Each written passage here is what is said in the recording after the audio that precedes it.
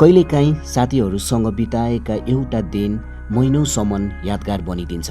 आज हामी आफ्नै क्लासमेट 2069 BBS ब्याचसँग मिलेर निस्केका छौँ एउटा नयाँ गन्तव्यतर्फ।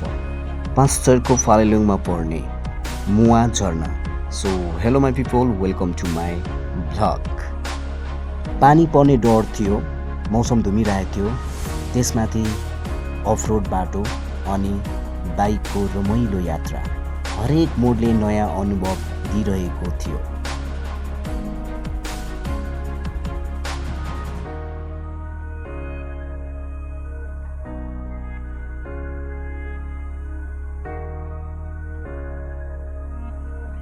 बाटो सजिलो थिएन, तर साथमा साथीहरू थिए। थकानभन्दा धेरै उत्साह थियो।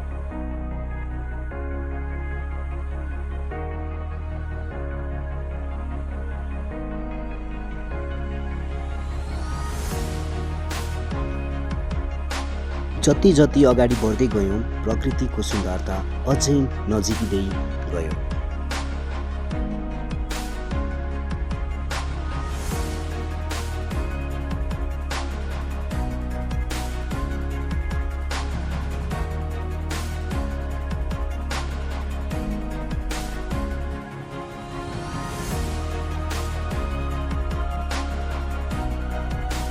सो फाइनली हामी पुग्यौँ मुवा झरना। झरनाको चिसो पानी, वरिपरिको हरियाली र प्रकृतिको मिठो आवाज, त्यो दृश्य शब्दमा बयान गर्न सकिँदैन।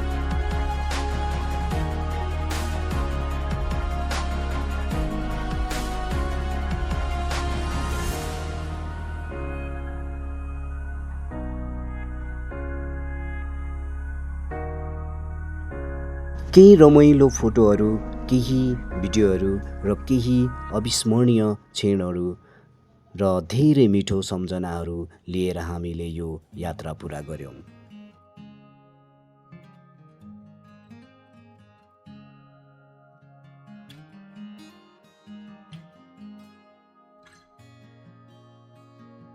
यात्रा केवल गन्तव्यमा पुग्ने मात्र होइन, यात्रा त साथीहरूसँग बिताएका ती अमूल्य पलहरूको नाम हो। Life is better when you travel with friends. So त्यसपछि हामी रमाइलो गरिओरी हामी ब्याक टु फिदिम भयौँ र सबैजनाले पुरै यो भिडियो हेरिदिनु होला अन्तिमसम्म। अब अझै यस्तै मिठो रमाइलो भ्लगहरू तपाईँहरू चाहनुहुन्छ भने चाहिँ प्लिज सब्सक्राइबमा युट्युब च्यानल डान्सर निरोज, त्यसै गरी फेसबुक आइडी छ डान्सर निरोज नै, मलाई फलो गर्नु होला। टिकटक आइडी पनि छ डान्सर निरोज नै, प्लिज फलो गर्नु होला। इन्स्टाग्राम पनि त्यही नाम छ डान्सर निरोज। र बाँकीको भिडियो चाहिँ तपाईँहरूले हेर्नुहोस् हामी कसरी फिल्म ब्याक भयौँ मध्यरातमा। तपाईँहरू पुरै यो फुल भिडियो हेरिदिनु होला।